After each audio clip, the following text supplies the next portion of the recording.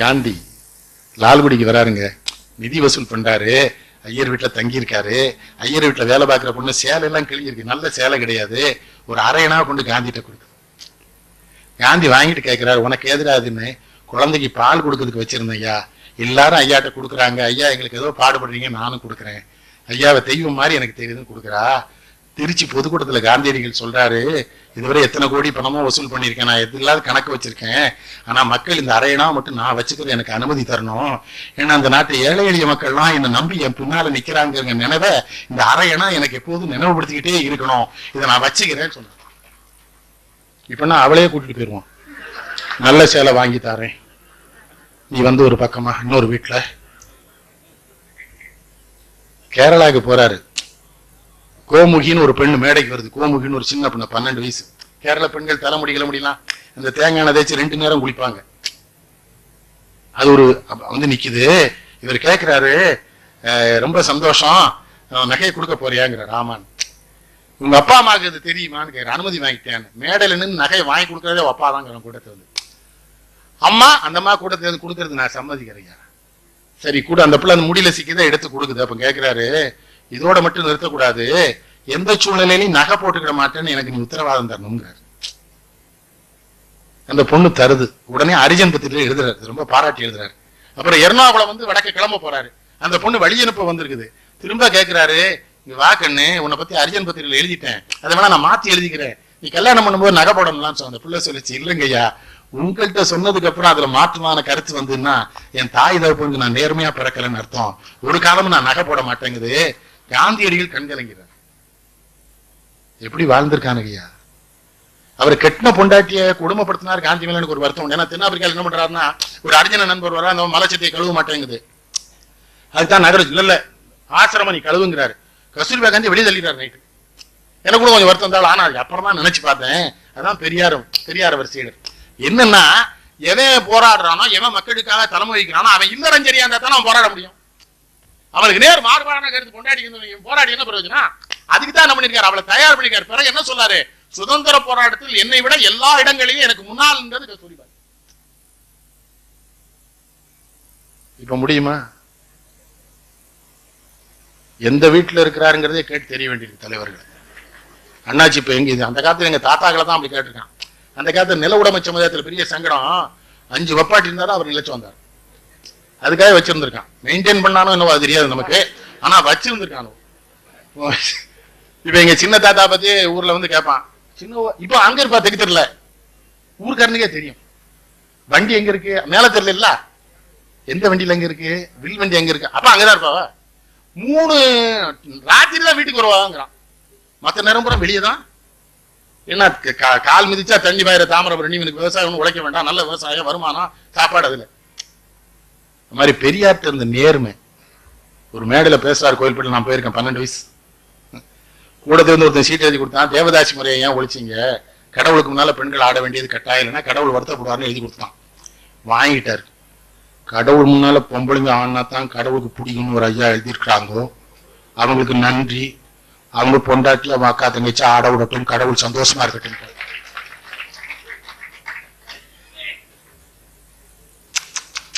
எப்படி ஆளுக்கு இப்படி உண்மை? நான் வேற ஒண்ணு சொல்ல, ஸ்டாலின் உண்மை பேசுற தலைவர். காமராஜ் உண்மைதானே, போய் பேசவே மாட்டாரு, செய்ய முடியான்னு சொல்றாரு.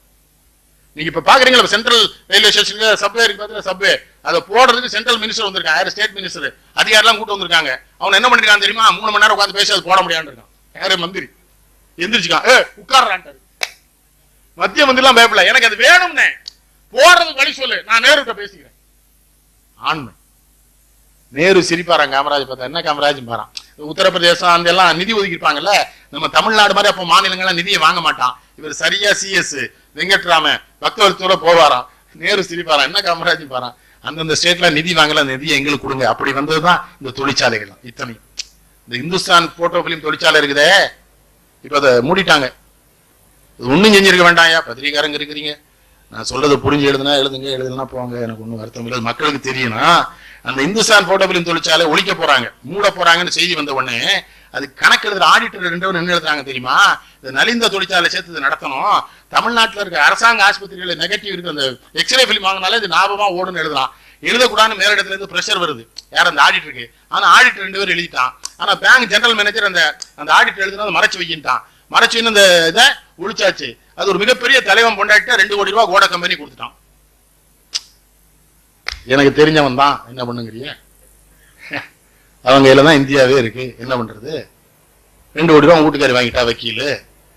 காமராஜர் கொண்டு இந்துஸ்தான் பிலிம் தொழிற்சாலை மூடிடுது. என்ன பண்றது? காமராஜா தான் நல்ல வேளை கல்யாணம் பண்ணிக்கல, பெரியாருக்கு நல்ல வேளை பிள்ளைகள் இல்லை. காமராஜ் பயந்தாரு.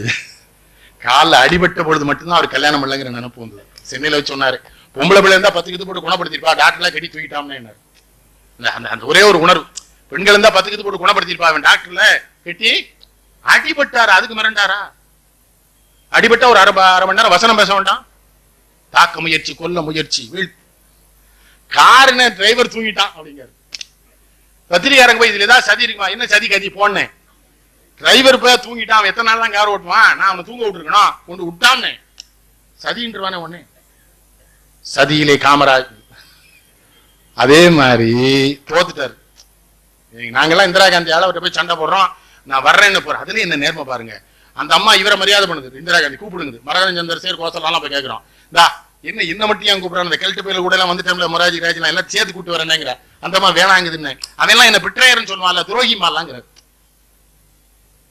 எது வரமாட்டேங்கிறார். அப்புறம் 71 தேர்தலில் தோத்துட்டாரா? தோத்த உடனே ஒரு தலைவர் என்ன பண்ணிட்டாரு? ரஷ்யாவிலிருந்து மை கொண்டு வந்து தடை விட்டார்கள், நமக்கு விழுந்த ஓட்டெல்லாம் மாறிட்டுட்டான். இதை சோவை காமராஜ் கேட்டுக்காரு. காமராஜ் சொன்னாரா, நீ ஒரு மென்டல் அவன் ஒரு மென்டல் இருக்காரு. என்ன நேர்மை பாருங்க. தோத்துட்டோம், நல்லா தோத்துட்டோம், இந்திரா காந்தி தான் ஜெயிச்சிருக்கு. எனக்கு பொய்யெல்லாம் சொல்றேன், மேடல இந்த பிராட் வேலையெல்லாம் பண்ணாத, தோத்துட்டோம் சொல்லணும்யா. இளைஞர்கிட்ட சொல்லுங்க. இளைஞர்கிட்ட நான் கேட்கிறேன், புஸ்தகம் காமராஜை பத்தி இருக்கு, பெரியாரை பத்தி எல்லா புஸ்தகமும் இருக்குங்க. பெற்றோர்களுக்கு சொல்ல இதெல்லாம் வாங்கி கொடுங்க. டிவி வேண்டியதான். SS மியூசிக் நல்லா இருக்கு, மிட் நைட் மசாலா நல்லா இருக்கு, எல்லாமே நல்லா இருக்கு. AXN நல்லா இருக்கு, HBO நல்லா இருக்கு. ஒரு குறிப்பிட்ட நேரங்களில் சிலதெல்லாம் பார்த்தா அவ்வளவுதான் மனுஷனாவே. இது இன்னொரு கேடு நம்ம மனுஷன்ட்ட, அவன் மிருகம் தான் சொல்லாதீங்க. மிருகம் ஒழுக்கமானது. பெண் மிருகம் கற்பமாயிட்டு ஆண் மிருகம் பக்கத்திலே போகாது. அப்ப யார் மிருகம்? அது நம்ம பார்த்து சிரிச்சுட்டு இருக்கு. காட்டு பயிலுவோங்க. அது யார மிருகம். சரி, மிருகத்தெல்லாம் புலவனுங்க ஓம சொல்லுதான் தப்புங்க. புறாங்க. புறா பத்தி தெரியுமா உனக்கு? காலையில புறா ஆண் புறா அடகாக்கும், இரவு புறா பெண் புறா அடகாக்கும். சூரியனின் புற ஊதா கதிர்களை நேரடியாக பார்க்கிற சக்தி புறாவுக்கு மட்டும்தான் உண்டு. அதான் புறானே பேர் வந்திருக்கு. நமக்கு 90,000 ரசனை உணர்வுகள் இருக்கு. அதுக்கு 3 தான். வச்சே திங்க, அந்த கோதுமை மட்டும் தின்னுட்டு அது எல்லா பறவையும் தண்ணி அப்படி ஏற்றி அப்படி குடிக்கும். அது ஸ்டா மாதிரி நேரடியாக உறிஞ்சிடும் புறா. என்ன ஸ்டாலின் ஏன் சொல்ல தெரியுமா இளைஞர்களுக்கு? இதெல்லாம் எனக்கு படிப்பேன். ஒரு தடவை பறவைன்னு வந்துட்டு ஒரு 700 ரூபாய்க்கு புஸ்தகம் வாங்கின பறவைகளை பத்தி. என்ன இந்த பறவை என்னது, மயில்னா என்னது, புறான்னா என்னது, குயில்னா என்னது தெரியணும்ல. தெரியாமலே பாட்டு வண்டியை விடுறானே. இந்த விஜய் பையனுக்கு பாராட்டு கிடைச்சிருக்கு, ரொம்ப மகிழ்ச்சி தான். பல்கலைக்கழகத்துல இலக்கணப்படி பார்த்தா தப்பு இல்லாது. ஒவ்வொரு பூக்களுமேன்னு சொல்லக்கூடாத, தப்பு இலக்கணப்படி. தமிழையாக்கெல்லாம் இருக்காங்க கேளுங்க. ஆனா விருது கொடுத்துட்டோம்ல. விருதுலாம் சிபாரிசு. உங்களுக்கு சாதி எப்படி கிடைச்சதா? சாதி இடம் கிடைக்கல, ஏற்பாடு பண்ணிடுவோம். அதுக்கெல்லாம் ஆள் இருக்கு, செட்டப் பண்ணணும். அதுக்கு நீரும் நானும் அதுக்கெல்லாம் சரியான ஆளா? நம்ம திமிரா உண்மையை பேசுறது, உரத்த குரல பேசுறது, சத்தமா பேச, உண்மையை சொல்லாம நம்மளுக்கு எப்படி கொடுப்பான்? ஆள் பிடிச்சு வச்சிருக்கான மேல வர. எவனாவது விருது வாங்கினாலும் நமக்கு சந்தேகம் வந்துடும். அது நல்ல கேட்டீங்களா? விருது கொடுத்தாருன்னு எழுத மாட்டான் பத்திரிகையில, விருது வாங்கினார்னு விவரம் இருக்கு. பத்திரிகைக்காரங்க ரொம்ப குசுமானவங்க. அவர் விருது வாங்கினாருங்க, என்ன அர்த்தம் அவங்களுக்கு தெரிஞ்சிருக்கு. பர்ச்சேஸ் படிங்க, நூலகம். இப்ப என்கிட்ட எங்க அப்பா வாங்கி வச்ச புத்தகம் 10,000. என்னுடைய நண்பர்கள் நான் புத்தக கடைக்குள்ள போனா விடவே மாட்டான், கூடவே வருவான். 7,000 ரூபாய் வச்சிருக்காரு, அவ்வளவு செலவழிச்சு வர்றாமா. நான் சொல்லுவேன், இது 7 லட்சம் தான் நான் வாங்குறது. சில புத்தகம்லாம் இப்ப கிடைக்காது. எங்க அப்பா வச்சிருக்க புத்தகம்லாம் எவ்வளவு பெரிய வேலை பண்ணிருக்காரு இந்த ஸ்டாலினும் அவருடைய இந்த மக்கள் சிந்தனை பேரவையும். இல்ல அவர் ஊர்லயே 4 லட்சம் ரூபாய்க்கு லைப்ரரி கட்டிருக்காரு, பர்னிச்சர் வாங்கி போட்டிருக்காரு, அரசாங்கத்துல ஒப்படைச்சிட்டாரு. அதுல ஒண்ணுலதான் வருத்தம் எனக்கு. மற்றபடி எல்லாம் சரிதான், இப்படிதான் செய்யணும், இப்படிதான் செய்யணும். என்ன பண்ண அரசியல் வந்துடும். நாட்டுல எதுக்குள்ள அரசியல் இல்லை. குளத்தை பூரா ஆக்கிரமிப்பு அகற்றணும் உயர்நீதிமன்றம் உத்தரவு போட்டிருக்கு. அகற்ற போறானா? எல்லா ஊர்லயும் ஆக்கிரமிப்பு அகற்ற போறானா? ஜாதியும் அரசியலும் தலையிடாம இருந்தால் எல்லா ஆக்கிரமிப்பையும் அகற்றிடலாம். அதான் தலையிடுமே. ஜாதி வந்துடும். எதுக்கும் ஜாதி சொல்றானே. ஒரு பையன் அப்படி தொட்ட உடனே சொல்லிட்டான், நான் என்ன ஜாதின்னு தானே தொட்டாங்க. பயம். எங்க ஊர்ல எல்லாம் ரொம்ப பயம். நடு ரோட்ல ஒரு பையன் சைக்கிள் ஓட்டு போனான்னு வைங்களேன், எல்லாரும் ஓரமா ஓட்டு போறாங்க காரை. என்னையா அவன் நடு ரோட்ல போறான் கேட்கல, இவனா பெரிய சாராய வியாபாரி மச்சனா இருப்பான், வம்புழுத்துறாத. பயப்படுதானே தவறானவனுக்கு. காமராஜ் ஒரு தடவை கேட்டாரு திருநெல்வேலியில, இந்த சாராயம் காய்ச்ச கூட சட்டம் போட்டுருக்கோன்னு, போலீஸ்காரனை வச்சிருக்கோன்னு, சில இடத்துல போலீஸ் ஸ்டேஷன்லயே காய்ச்சிருக்கான்னு, என்னி பக்தவச்சலத்தி வர சொல்றியா ஊழா? நீ தானே பாக்கணும். ஓ மச்சனே, ஓ அண்ணன் தம்பி, ஓ உறவு தானே செய்யறாத. ஓ உறவு செய்யும் போது சும்மா இருக்கிற, எதிரி செய்யும் போது மட்டும் சொல்லி இதை மாத்திக்கோன்னு. அதுதான் நாங்க பாடுபட்டோம். 6.5 வருஷம் ஜெயில். இவரும் காந்தியும் ஒரே இவரும் 6, அவரும் 6. நேரு 12 வருஷம் ஜெயில். நாங்களும் போராட்டம் நடத்தி ஜெயிலுக்கு போயிருக்கோம். எங்க தலைமையில பல பேர் உள்ளே அழுதுட்டானுங்க. இது ஒரு எம்எல்ஏ கதறி கதறி அழுதுட்டு என்ன கேட்கறான், நீங்களும் அந்த கதிர்வேல எப்படி சந்தோஷமா இருக்கீங்க? அவனுக்கு புரியல எங்க டெக்னிக்க. நாங்க காலைல இருந்து குளிப்போம், நல்லா சாப்பிடுவோம், வைப்போம், ஜெயிலுக்குள்ள உள்ள ஜெயிலுக்கு போயிருவோம். ஏன்னா எப்படி எங்க குடும்பத்துக்கு வேண்டிய 4-5 பேர் கொலை பண்ணிட்டு அங்க உள்ள இருக்காங்க. அதனால அவனுக்கு நெய் உப்பா அதெல்லாம் கிண்டி கொடுத்து வத்த குழம்புலாம் எங்க மாவட்ட தலைவருக்கு சிக்கல் ஆயிட்டுது. தினசரி எனவே நீ இந்த நாய்க்கிற உள்ளே போறீங்க, வத்த குழம்பு வத்த குழம்பா சண்டாளம் சொல்லவே இல்லைன்னு கூட வந்தாரு. இவ்வளவு சௌரியமாவே சாப்பிட்டுட்டு இருந்தீங்கன்னாரு. எல்லாம் ஒரு குடுப்பனை வேணும் யா, உனக்கு அது இல்ல. சாப்பிட்டு நாங்க பாட்டு மகிழ்ச்சியா இருக்கும். ஆள்றான் ஒரு எம்எல்ஏ, ஒரு எம்பி புலம்புறான். அப்புறம் எங்க ரெண்டு எப்படி அவ்வளவு மகிழ்ச்சியா இருக்கீங்கன்னா, ஒரு சின்ன டெக்னிக் தானே. என்ன டெக்னிக்னா, விட்டா தானே போக முடியும். நானும் போராடி வந்தாச்சு, விடுதலை பண்ணா தானே போக முடியும். இதை நினைச்சு நினைச்சு அழுதுட்டு முடியுமா? இந்த ஜெயிலுக்கே அழுதுட்டானுவா. இதுல வேற சான்றிதழ் 20 நாள் சிறையில் இருந்தார். அதுல ஒருத்த மேடையில நான் இருந்தா பேச மாட்டான், பயம். இவன் சொல்லிடுவான்னு தெரியும். மாங்குயில் கூவிடும்னா நான் சொன்ன ஏல மாப்பிள்ள பேசல. நான் சொல்லிடுவேன், நீ அழுது இல்ல. அதுல கிடைச்சல எம்எல்ஏ எம்பி மட்டும் விடுதலை பண்ண சொல்லிவிட்டான். உடனே நானும் கதிர்வேலு தான் சொன்னேன், இல்ல எம்எல்ஏ எம்பி வெளியே விட்டாலும் நம்மளை வெளியே விட மாட்டானுவா, அதனால விடாதீங்கட்டோம்.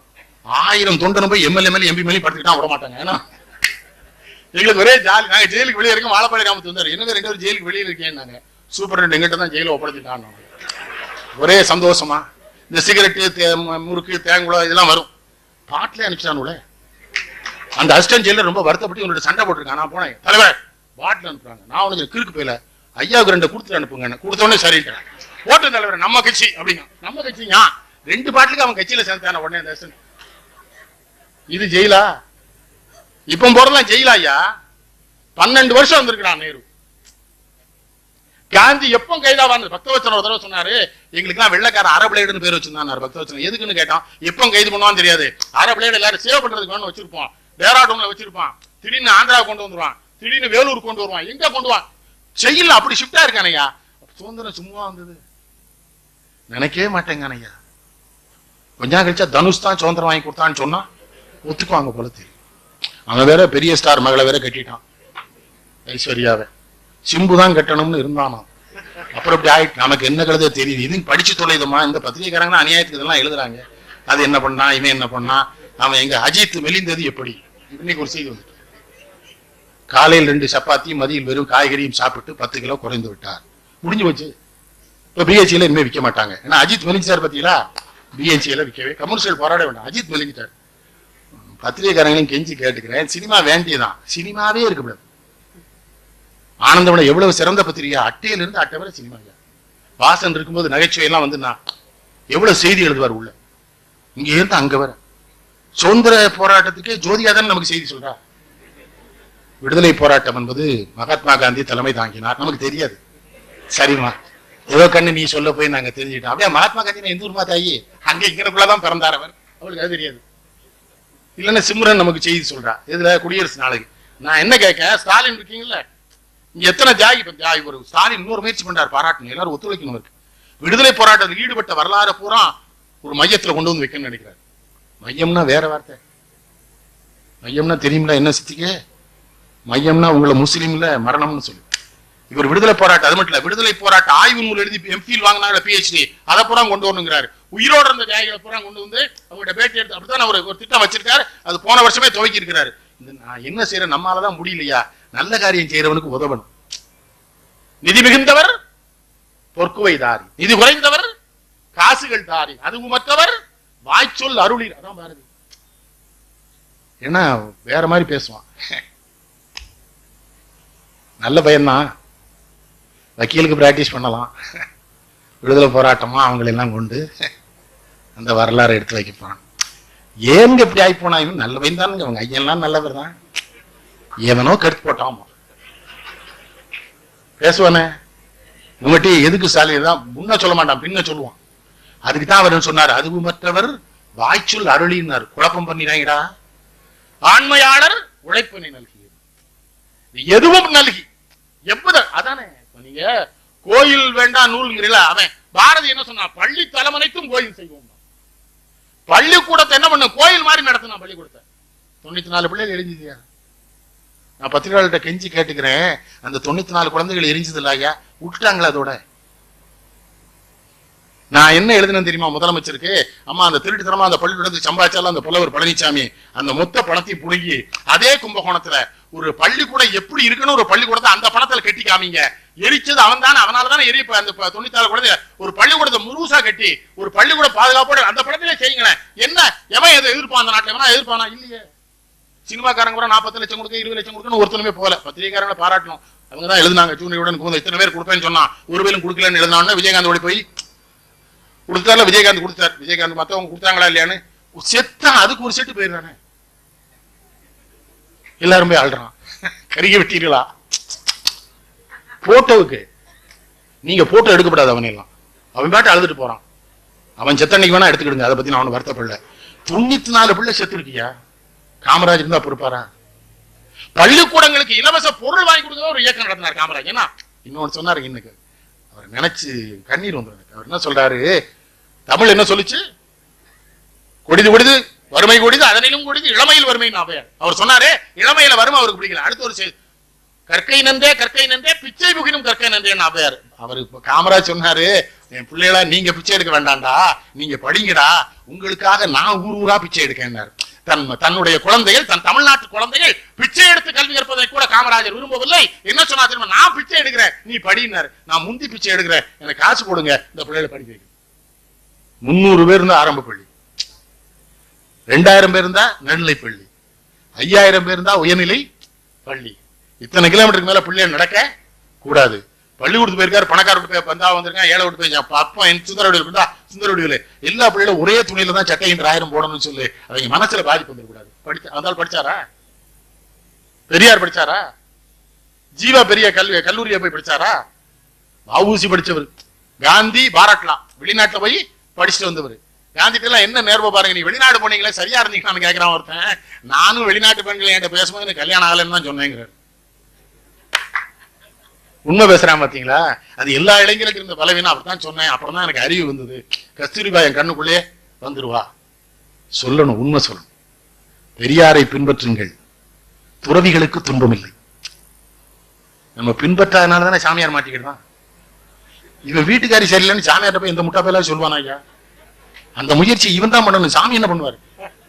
நீ சொல்ல போய் தானே சாமி முயற்சி பண்ணி உள்ள போயிட்டாரு. நீ கல்யாணம் பண்ணிருக்கா, அவட்ட என்ன வேணும் ஏதுன்னு கேட்டு தொலைய. நாணம் என்ற ஒன்றோ அரியலும் காமத்தால் பேணியார் பெற்ப செய்யுங்கிறான் வள்ளுவன். நீங்க ஆச்சு ரஜினிஷ் இல்ல, சிக்மன் ஃப்ராய்டு இல்ல, வள்ளுவன் சொல்லியிருக்கான். சரியா படிக்கிறது இல்லை. ஒரு பொம்பளை சொல்றா, நாங்க நாணம்னு உன்னை எங்களுக்கு இல்லாமலே போயிடும், எங்க புருஷன்மார் எங்க உள்ளத்தை எங்க உடலை சரியான முறையில கையாள தெரிந்தால் நாங்கள் வெட்கமே பட மாட்டோம்னு பெண் சொல்றான்னு வள்ளுவன் எழுதுறான். நம்ம கெடுத்துட்டோம். பெண்ணுக்கு எல்லா உரிமையும் கொடுக்க சொன்னார் பெரியார். கொடுத்துருக்கோமா? கொடுத்தோமா சொல்லுங்க? கற்புன்றுவான். ஏன்னா அவளுக்கு உடம்பு தானே பிரச்சனை பெண்களுக்கு, அதனால தானே இவன் கற்புங்கிறான்.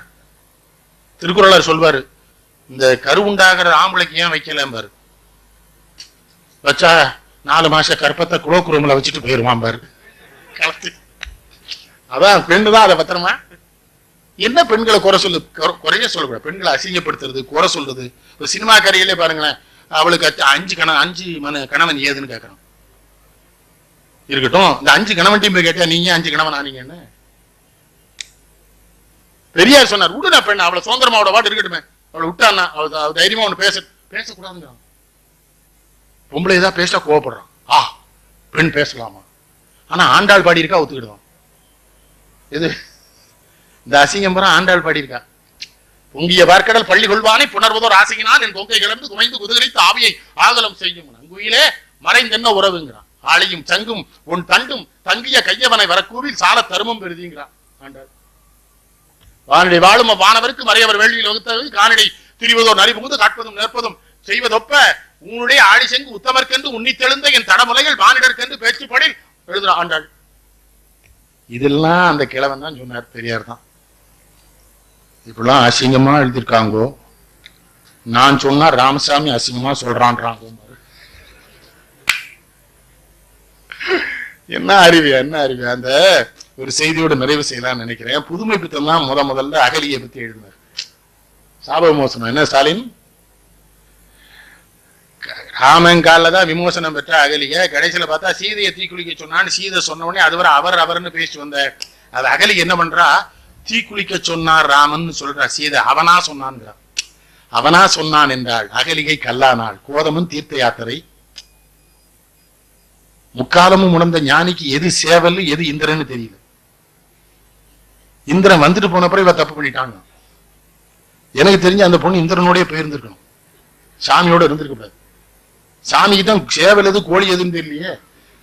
இந்த கூமுட்டை கூட வாழ்ந்தேன்னு வாழாட்டாருன்னு இதை தானே புதுமை எழுதினாரு சாப விமோசனம்னு. இதை பெரியார் சொன்னார். நான் ரொம்ப ரசிக்கிறாள் பெரியார். சிலர் கேப்பா திருநீர் விட்டுருக்கிறீங்க, உத்தராட்சம் போட்டிருக்கிறீங்க, எப்படி பெரியாரை ஒத்துக்கிறீங்கன்னு. இது வேறடா, இது என் நாடும் என் ஜாதியும் என் சமயம் எனக்கு சொல்லி கொடுத்தான். ஆனா இதுக்கு அப்பாற்பட்ட உண்மையை எனக்கு தெரியப்படுத்தணும் தானே. இந்த உண்மையை தெரிஞ்சதுனால ஏழை ஜீவானந்தம் அவரோட இருந்தான். நல்ல பாது, பெரியார் பணக்காரரு, ஏழை ஜீவானந்தம் அவருக்கு சீடரா வந்து நின்னார்ல பெரியாருக்கு. எத்தனை பேர் அவர்கிட்ட போயிருந்தாங்க சீடராக, எத்தனை பேரை தயாரித்தார். உண்மை பேசுறது ஜீவாலாம் பொய்யே. சில நேரம் அழுக வந்துடும் அவரெல்லாம் படிச்சா. ஜீவாவை நினைச்சா பட்னியா கிடந்திருக்காங்கய்யா பல நாள். மாப்போசி சிறையிலேருந்து வெளியில வர்றாரு, திருநெல்வேலி சிறையில இருந்துங்க. உடுத்த வேட்டி இல்லையா, அந்த கோணி பை உடுத்திட்டு வந்திருக்காரு சிறையில இருந்து. சாவடி கூத்தனார்வளைக்கு போன் பண்ணி எங்க நிக்கிற சிவஞான கிராமம்னு அவங்க கேட்டிருக்காங்க. இல்ல கோணி பைய உடுத்திட்டு சந்திரவிலாஸ் முன்னால் நிக்கிறேன், அவரு போய் வேட்டி கொடுத்து கட்டி. மாப்போசி எப்படி ஆளு, மாப்போசி அப்படியே சிவாஜி இமிட்டேட் பண்ணி நடிச்சாதான் கட்டபொம்மன். இந்த மாப்போசி குரல்லே பேசுவார் அந்த படம். முல்லை முள்ளால் எடுப்பது போல அல்லவா மாப்போசி. மாப்போசி கேட்டவனுக்கு தான் அது தெரியும். அதனால உண்மையாக இருங்க தலைவர்கள்னு. அதுதான், நான் வேற யாரையும் தப்பா சொல்றதுக்கே வரல. ஏன்னா நான் தலைவர்கள்னு ஏத்துக்கிட்டது இவங்களை மட்டும்தான். மற்றவங்கெல்லாம் நான் தலைவன் ஏத்துக்கல. ஏன்னா தலைவங்க எப்படி இருக்கணும், செவிகைப்பு சொற்பொருக்கும் என் தமிழ் சொல்லு. தலைவங்க எப்படி இருக்கணும், பாண்டிய நெடுஞ்செழியமா இருக்கணும். தப்பு பண்ணவனே விழுந்து செத்து போயிட்டான் பாத்தீங்களா. அவன் மட்டுமில்ல, அவன் பொண்டாட்டியும்ல செத்து போனான். நம்மாலதான் அந்த கேடு வந்தது. அவளும் பாண்டி மாதிரில செத்தா. அப்ப ஆட்சியாளன் எப்படி இருக்கணும், மாநிலம் காவலனாவான், மண்ணுயிர் காக்குங்காலை தான் அதனுக்கு இடையூறு தன்னால் தன் பரிசனத்தால் ஊனமிகு படைத்தரத்தால் கல்வரால் உயிர் தம்மால் ஆனபயம் ஐந்தும் காத்து அரங்காப்பல் சேக்கலார் சொல்றாருல. ஆட்சியில இருக்கும் எப்படி இருக்கணும், அவனால துன்பம் வரக்கூடாது, அவன் சொந்தக்காரங்களால துன்பம் வரக்கூடாது, அவனுடைய காவல்துறையால துன்பம் வரக்கூடாது, அவனுடைய சேனையால துன்பம் வரக்கூடாது, அவனுடைய அரசாங்கத்தால். அது மட்டும் இல்ல, விலங்குகள் வந்து அவர்களுக்கு துன்பம் கொடுத்துக்கூடாது மக்களுக்கு. இவ்வளவு காவலை எவன் செய்யறான் அவன் தான் ஆட்சியாளன்னு தமிழ் சொல்லி இருக்குல்ல. அந்த வழியிலே நான் பார்த்த நேர்மையான தலைவர்களாக காந்தியடிகள், அவரின் உண்மையான சீடரான தந்தை பெரியார், அவருடைய இன்னொரு உண்மையான சீடரான ஜீவானந்தம், கடைசி வரை பிரம்மச்சரியாக நேர்மை நாணயம் ஒழுக்கமாக வாழ்ந்து தன்னோடு இருந்த நண்பர்களை நேர்மையானவர்களாக வைத்துக் கொண்ட பெருந்தலைவர் காமராஜர் என்கிற இந்த 4 தலைவர்களை பற்றி சிந்திக்கத்தான் இந்த தலைப்பை தந்தேன். கேட்ட அனைவருக்கும் நன்றி, வணக்கம். அன்பார்ந்த பெரியோர்களே, ஒரு 2 நிமிடம் அமர வேண்டும் என்று அன்போடு கேட்டுக்கொள்கின்றோம்.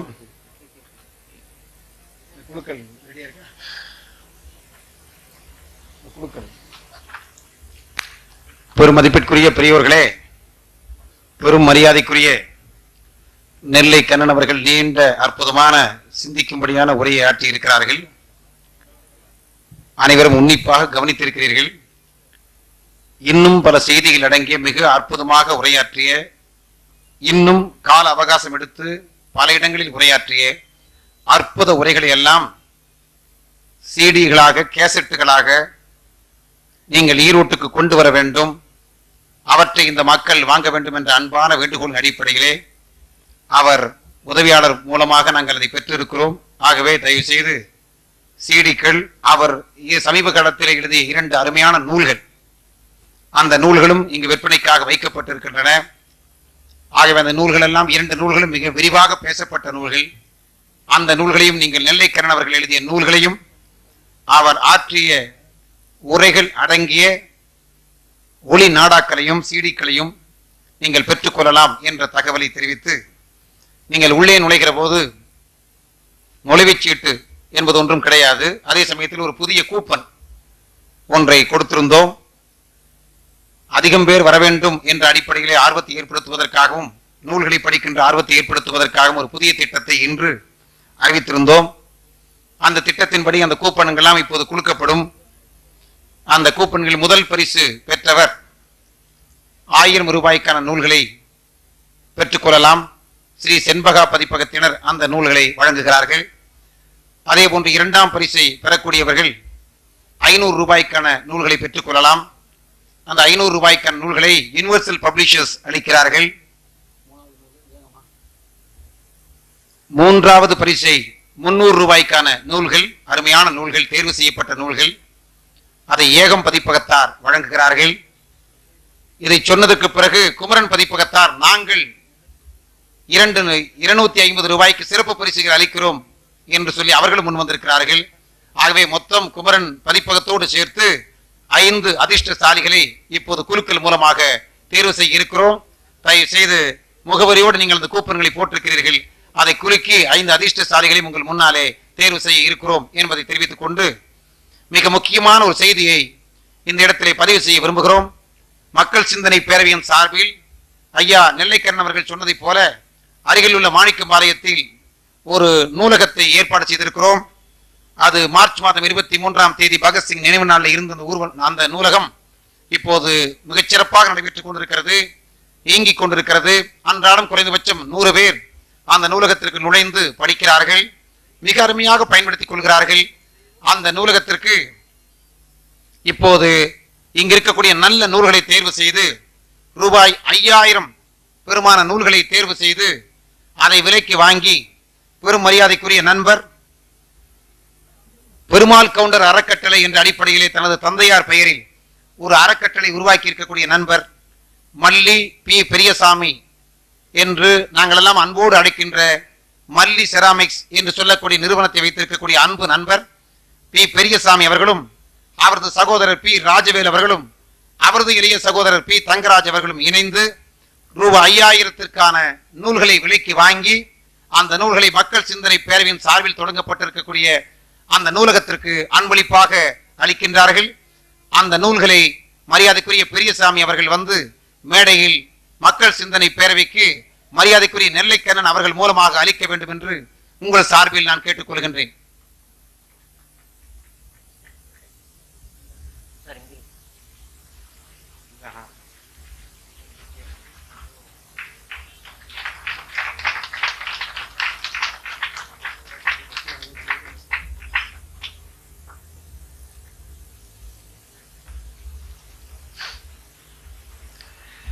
அன்பிற்குரிய பெரியவர்களே, நாளை விடிந்தால் சுதந்திர தினம். நாளை மாலை இதே இடத்தில் 6 மணிக்கு கவியரங்கம் நடைபெற இருக்கிறது. கவிக்கு அப்துல் ரஹ்மான் அவர்கள் கலந்து தலைமையில் நடைபெற இருக்கிறது. கவிஞர் பழனி பாரதி, நெல்லை ஜெயந்தா, விவேகா, ரேவதி கணேசன், யுகபாரதி ஆகிய கவிஞர்கள் எல்லாம் மிக அற்புதமான முறையில் இரவில் வாங்கினோம் என்ற தலைப்பில் கவியரங்கத்திலே பங்கேற்க இருக்கிறார்கள் என்ற செய்தியை சொல்லி, இப்போது 5 அதிர்ஷ்டசாலிகளை மரியாதைக்குரிய நெல்லைக்கண்ணன் அவர்களையே தேர்வு செய்ய அன்போடு அழைக்கின்றேன்.